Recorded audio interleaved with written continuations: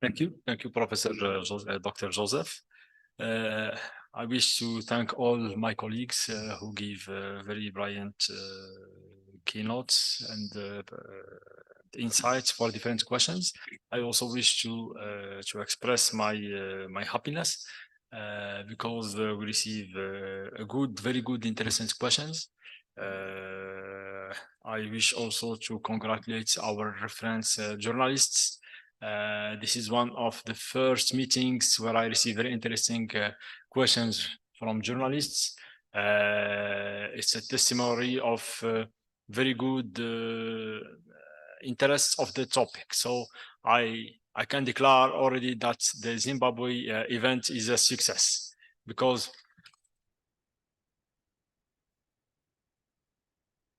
regarding the questions, regarding the cultural impact and the African habits that happens during the family events and local events. So one key message here: all what benefits to food hygiene benefit to antimicrobial resistance. Each time you reduce contamination of the meat, of the raw products, you prevent infection, you prevent the spread of disease through the food chain, it benefits to antimicrobial resistance. So this is the key measure that we need to implement in those events. Then will those practice be on benefit or against the antimicrobial resistance process? This is not easy to do. This is to see in a case of case basis, but if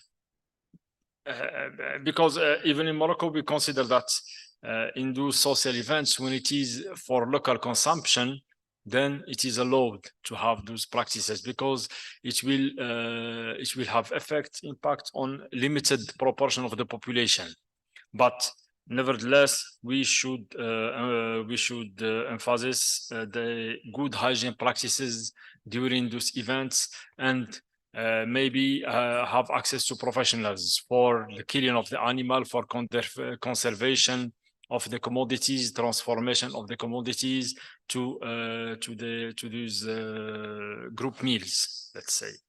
And I hope maybe we can continue discussion after. Regarding the second question, what social economic justice for farmers and will the biosecurity help in reducing antimicrobial resistance? Antimicrobial resistance is, as all other phenomenon, now we are also suffering of the climate change, and we have the whole package.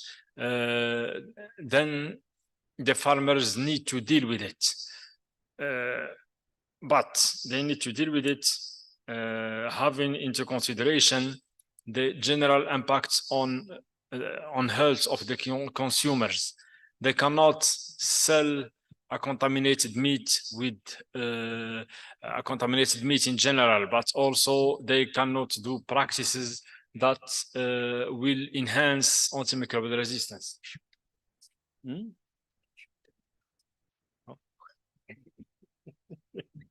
Okay.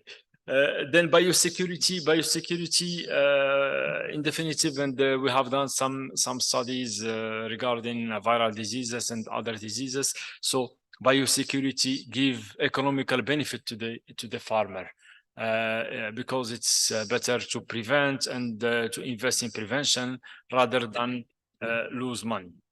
Regarding there was another question regarding the waste management and the organic fertilizers. So waste management, it's a new topic. It's a new topic because it's not a new topic. Considering antimicrobial resistance in waste management process is a new topic. Considering bacterial transmission through waste management treatments, these have been already considered by some countries. It will benefit antimicrobial resistance because each time you increase the hygienic measures and you decrease the bacterial contamination, it will benefit to antimicrobial resistance control. But it's a new topic that the waste managers need to take into consideration within the future. Then regarding the organic fertilizers, yes, if you use raw animal material as fertilizer, you will for sure spread not only resistant bacteria, but also the traces of the vet drug that have been used to treat the animals. Then you need to have some treatment to the manure before using it as fertilizer.